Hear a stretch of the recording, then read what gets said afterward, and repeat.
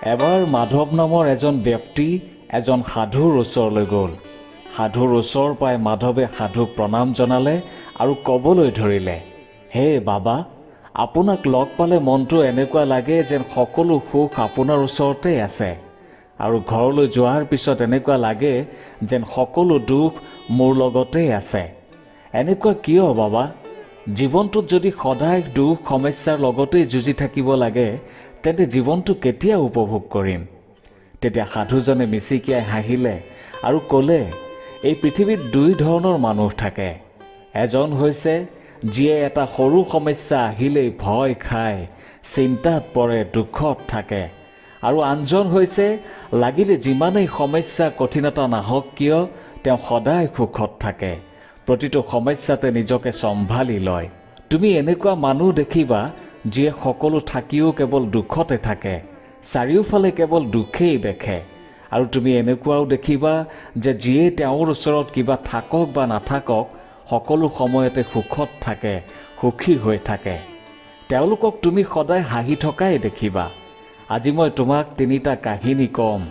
এই কাহিনীকেইটাই তোমাৰ জীৱনত যিমানেই সমস্যা, দুখ, কঠিনতা, দুশ্চিন্তা নাহক কিয় সদায় সুখী হৈ থাকিবলৈ শিকাব। প্ৰতিটো সমস্যাত তোমাক হাঁহি থাকিবলৈ শিকাব। তুমি কাহিনীকেইটা অতি মনোযোগেৰে শুনিবা। এবাৰ এজন সাধু দেশ ভ্ৰমণ কৰিবলৈ ওলাল। ৰাস্তাত যেতিয়া ৰাতি হ'ল, তেওঁ এজন ব্যক্তিৰ ঘৰত গৈ থাকিল, যাৰ নাম আছিল আনন্দ। আনন্দই সাধুজনৰ খুব সুন্দৰকৈ সেৱা সৎকাৰ কৰিলে। পিছদিনা যোৱাৰ সময়ত আনন্দই সাধুজনক এটা উপহাৰো দি পঠিয়ালে।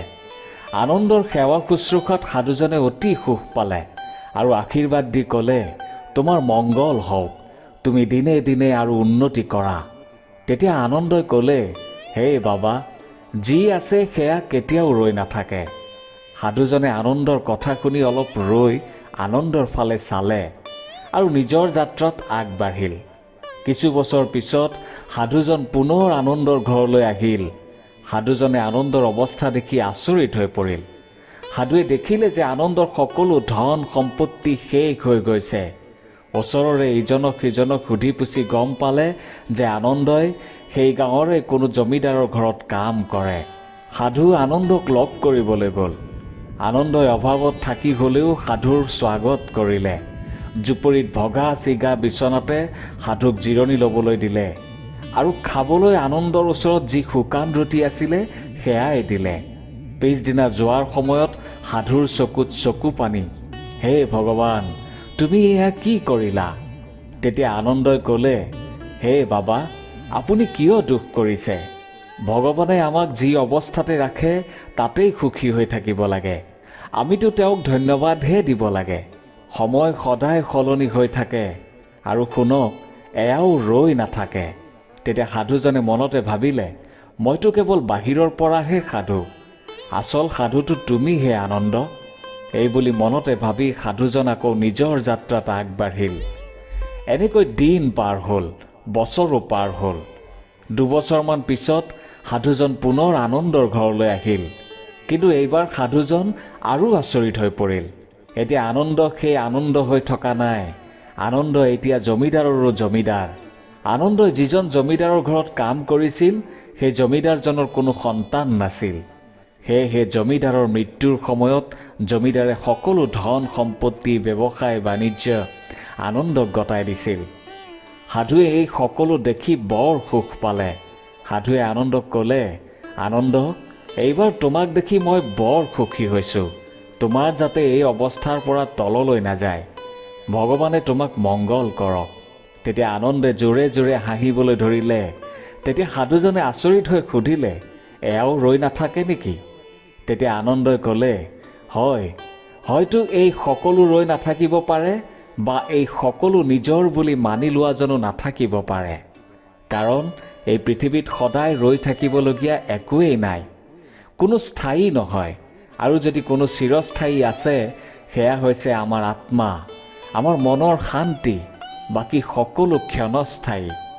সাধুৱে আনন্দৰ কথাখিনি অতি মনোযোগেৰে শুনিলে আৰু গুচি গ'ল। কেইবছৰমান পিছত সাধুজনে আনন্দক লগ কৰিবলৈ পুনৰ আনন্দৰ ঘৰলৈ আহিল। আনন্দৰ ঘৰত উপস্থিত হৈ সাধুৱে এক প্ৰকাৰ কান্দিবলৈ ধৰিলে আৰু আনন্দই কোৱা কথাবোৰ মনত পৰিল। সঁচাই এই পৃথিৱীত একোৱেই স্থায়ী নহয়, কিন্তু মানুহে কেৱল সেইটোৰ পিছতেই দৌৰি ফুৰে যে এইটো মোৰ, সেইটো মোৰ, মোকহে লাগে, আন কাকো নালাগে, মোৰ মতেহে সকলো চলিব লাগে, আনৰ মতে মই নচলোঁ। এই যে তই মই কৰিয়ে আমি জীৱনটোত দুখত থাকোঁ। সুখ বিচাৰি ফুৰোঁ কিন্তু বিচাৰি নাপাওঁ, কাৰণ সুখ আমাৰ মনতে থাকে, কিন্তু আমি মনটোত নিবিচাৰোঁ, কেৱল বাহিৰতহে বিচাৰি ঘূৰি ফুৰোঁ। ভাবোঁ যে যি দেখিছোঁ এইবোৰেই সুখ। আচলতে সুখনো কি? যেতিয়া তুমি কোনো সমস্যাত পৰা তেতিয়া এবাৰ নিজকে প্ৰশ্ন কৰি চাবা যে ইয়াৰ আগতে তুমি যি সমস্যাত পৰিছিলা সেই সমস্যাবোৰ জানো এতিয়াও আছে? নিশ্চয় নাই। গতিকে এতিয়া যি সমস্যাত পৰিছা সেই সমস্যা বা কঠিনতা নিশ্চয় পাৰ হৈ যাব। এই কথাটোত বিশ্বাস ৰাখিবা, সদায় সুখত থাকিব পাৰিবা। এতিয়া দ্বিতীয় কাহিনীটো শুনা। এখন চহৰত এজন ব্যক্তি আছিল। তেওঁৰ প্ৰায় মৰো অৱস্থা। মৃত্যুৰ সময় নিকট বাবে মানুহজনে পুতেকক ৰূপৰ মুদ্ৰাৰে ভৰ্তি মোনা এখন দিলে। মোনাখন দি ব্যক্তিজনে ক'লে, যেতিয়াই এই মোনাখনৰ পৰা এই ৰূপৰ মুদ্ৰাখিনি শেষ হ'ব তেতিয়া এই প্ৰাৰ্থনাটো কৰিবা, তেতিয়া আকৌ মোনাখন ৰূপৰ মুদ্ৰাৰে ভৰি পৰিব। তেতিয়া পুতেকে সুধিলে, পিছে দেউতা, প্ৰাৰ্থনাটোনো কি? তেতিয়া দেউতাকে পুতেকৰ কাণে কাণে 4টা শব্দৰ এটা প্ৰাৰ্থনা ক'লে আৰু তেওঁৰ কিছু সময় পিছত মৃত্যু হ'ল। দেউতাকৰ মৃত্যুত দুখ পালে যদিও পুতেকে অলপ সুখো পালে, কাৰণ তাৰ হাতত দেউতাকে ৰূপৰ মুদ্ৰাৰে ভৰ্তি মোনাখন দি থৈ গ'ল। পুতেকে যিমান পাৰে মোনাখনত থকা পইচাখিনি খৰচ কৰাত লাগিল। মোনাখনত পইচা ইমানেই আছিল যে পইচাখিনি খৰচ কৰোঁতে পুতেকৰ বহু বছৰ লাগিল। কিন্তু এইখিনি সময়তে সি সেই 4টা শব্দৰ প্ৰাৰ্থনাটো পাহৰি গ'ল। এইফালে মোনাখনৰ ৰূপৰ মুদ্ৰাখিনিও প্ৰায় শেষ হৈছিল। পুতেকে প্ৰাৰ্থনাটো মনত পেলাবলৈ বহুত চেষ্টা কৰিছিল, কিন্তু সি মনত পেলাব পৰা নাছিল। সেয়েহে সি মানুহক 4টা শব্দৰ প্ৰাৰ্থনাটোৰ বিষয়ে সুধিবলৈ ল'লে। এনেকৈ সুধি ফুৰোতে এদিন এজনে ক'লে, ভগৱান মোক সহায় কৰা। প্ৰাৰ্থনাটো শুনি সি ক'লে, নাই, এইটো নহয়, কাৰণ দেউতাই কোৱা সেই শব্দকেইটা বেলেগ আছিল। তথাপি পুতেকে মোনাখনৰ ওচৰত এই প্ৰাৰ্থনাটোকে গালে, কিন্তু মোনাখন ভৰ্তি নহ'ল। এদিন সি এজন পণ্ডিতক লগ পালে। সি ভাবিলে যে পণ্ডিতে নিশ্চয় এই প্ৰাৰ্থনাটো জানিব। এইবুলি সি পণ্ডিতক সুধিলে। তেতিয়া পণ্ডিতে ক'লে, হে ভগৱান, তুমি মহান। পণ্ডিতে কোৱা প্ৰাৰ্থনাটোৰেও সি চেষ্টা কৰিলে, তথাপি মোনাখন ৰূপৰ মুদ্ৰাৰে নভৰিল। এইবাৰ সি এজন অতি ধনী ব্যক্তিক সুধিলে। তেতিয়া ধনী ব্যক্তিগৰাকীয়ে ক'লে, ভগৱান মোক ধন দিয়া, এইদৰে প্ৰাৰ্থনা কৰা। পুতেকে এইবুলিও প্ৰাৰ্থনা কৰি চালে, কিন্তু একো ফল নাপালে। শেষত উপায়হীন হৈ সি ঘৰতে বহি চিন্তা কৰিবলৈ ধৰিলে। সেই সময়তে এজন ভিক্ষাৰী আহিল। ভিক্ষাৰীজনে ক'লে, ৰাতিপুৱাৰ পৰা একো খাবলৈ পোৱা নাই, খাবলৈ কিবা আছে যদি অলপ দিয়া। পুতেকে ভিক্ষাৰীজনক ঘৰত যি ভোজন আছিল সেয়া দিলে। ভিক্ষাৰীজনে খাই বৈ ভগৱানৰ ওচৰত প্ৰাৰ্থনা কৰিলে, ভগৱান তোমালৈ অশেষ ধন্যবাদ। ভিক্ষাৰীজনৰ মুখত এই প্ৰাৰ্থনাটো শুনি ব্যক্তিজনৰ পুতেক আচৰিত হ'ল। আৰু এইটোৱেই সেই প্ৰাৰ্থনাটো যিটো মোক দেউতাই মৃত্যুৰ সময়ত কৈছিল। পুতেকে প্ৰাৰ্থনাটো ভক্তিভাৱেৰে বাৰে বাৰে গাবলৈ আৰম্ভ কৰিলে, ভগৱান তোমালৈ অশেষ ধন্যবাদ। প্ৰাৰ্থনাটো গোৱাৰ লগে লগে মোনাখন পুনৰ ৰূপৰ মুদ্ৰাৰে ভৰি পৰিল। এই কাহিনীটোত সেই মোনাখন হৈছে আমাৰ জীৱন, আৰু সেই ৰূপৰ পইচা বা মুদ্ৰাকেইটা আমাৰ সুখ। যেতিয়ালৈকে আমি জীৱনটোক লৈ আপত্তি কৰি থাকোঁ, দুখী হৈ থাকোঁ, তেতিয়ালৈ আমাৰ জীৱনৰ খালী মোনাখনলৈ সেই সুখৰ পইচাকেইটা কেতিয়াও নাহে। কিন্তু আমি যদি এই সকলো পাহৰি ভগৱানক ধন্যবাদ জনাওঁ, প্ৰকৃতিক ধন্যবাদ জনাওঁ, তেতিয়া আমাৰ জীৱনটো সুখৰ পইচা বা মুদ্ৰাৰে ভৰি পৰে। সেয়েহে মনত ৰাখিবা, যি ব্যক্তিয়ে সদায় আপত্তি কৰি থাকে তেওঁ সদায় দুখত থাকে, আৰু যি ব্যক্তিয়ে সদায় ধন্যবাদ ভাৱেৰে কাম কৰে তেওঁ সদায় সুখত থাকে। এতিয়া তৃতীয় কাহিনীটো শুনা।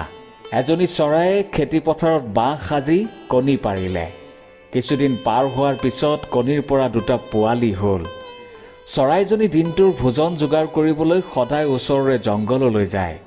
সেই সময়ত পোৱালি দুটা বাঁহত অকলে থাকে। চৰাইজনী যেতিয়া নিজৰ বাঁহলৈ ঘূৰি আহে তেতিয়া পোৱালি দুটাই খুব ফূৰ্তি পায়, খুব আনন্দ কৰে। কিন্তু এদিন চৰাইজনীয়ে দেখিলে যে পোৱালি দুটাই খুব ভয়ত আছে। তেতিয়া মাক চৰাইজনীয়ে সুধিলে, কি হ'ল তোমালোকৰ, ইমান ভয়ত কিয় আছা? তেতিয়া পোৱালি দুটাই ক'লে, আজি এই খেতিৰ মালিক আহিছিল আৰু তেওঁলোকে কৈছে যে কাইলৈ তেওঁলোকে এই খেতি চপাব। তেতিয়া আমি ক'লৈ যাম মা? তেতিয়া চৰাইজনীয়ে ক'লে, একো চিন্তা নকৰিবা, খেতি কাইলৈ চপাব নোৱাৰে। মাকৰ কথা শুনি পোৱালি দুটাৰ ভয় নাইকিয়া হ'ল। 7 দিনমান পিছত পোৱালি দুটাই আকৌ মাকক ক'লে, খেতিৰ মালিকে আজি আকৌ কৈছে কাইলৈ কোনো মানুহ লগাই খেতি চপাব। তেতিয়া চৰাইজনীয়ে একে কথাই ক'লে, তোমালোকে চিন্তা নকৰিবা, খেতি কাইলৈও নচপায়। কেইদিনমান যোৱাৰ পিছত আকৌ পোৱালি দুটাই মাকক ক'লে, আজি খেতিৰ মালিকে কৈছে কাইলৈ হেনো তেওঁ নিজেই খেতি চপাব। আনৰ ওপৰত ভৰসা কৰি থকা বাবে খেতি চপোৱাত পলম হৈ গৈছে। তেতিয়া চৰাইজনীয়ে ক'লে, এইবাৰ মালিকে খেতি নিশ্চয় চপাব, গতিকে ব'লা আমি অন্য ঠাইলৈ যাওঁ। মাকৰ এনে কথা শুনি পোৱালি দুটাই সুধিলে, তুমি কেনেকৈ গম পালা যে কাইলৈ খেতি নিশ্চয় চপাব? তেতিয়া চৰাইজনীয়ে ক'লে, যেতিয়ালৈকে মানুহে আনৰ ওপৰত বিশ্বাস আৰু ভৰসা কৰি কাম কৰিবলৈ আগবাঢ়ে তেতিয়ালৈকে তেওঁৰ একো কামেই নহয়। কিন্তু যেতিয়া কোনো এটা কাম নিজেই সিদ্ধান্ত লৈ কৰে তেতিয়া সেই কামটো নিশ্চয় সম্পূৰ্ণ হয়। এই কাহিনীটোৱে আমাক এইটোৱে শিকায় যে যেতিয়ালৈকে আমি আনৰ ওপৰত নিৰ্ভৰ কৰি কাম কৰোঁ তেতিয়ালৈকে সেই কাম কেতিয়াও সম্পূৰ্ণ নহয়। যেতিয়া সেই কাম নিজেই কৰিম বুলি হাতত লোৱা যায় তেতিয়া সেই কাম কৰিও ভাল লাগে আৰু সম্পূৰ্ণও হয়। সেয়েহে মাধৱ, কেতিয়াও আনৰ ওপৰত নিৰ্ভৰশীল হৈ নাথাকিবা। আনৰ ওপৰত নিৰ্ভৰশীল হ'লে তুমি তোমাৰ জীৱনৰ সিদ্ধান্ত ল'ব নোৱাৰিবা। সাধুজনৰ মুখত কাহিনীকেইটা শুনি মাধৱে ক'লে, হে বাবা, আজি মোৰ সঁচাই বহুত ভাল লাগিছে। আজি যেন মই জীৱনত কিবা এটা সুখ পাইছোঁ। মই এই কথাকেইটা সদায় মানি চলিম বাবা। আপোনাক অশেষ ধন্যবাদ। আপোনাক অশেষ ধন্যবাদ বাবা, অশেষ ধন্যবাদ।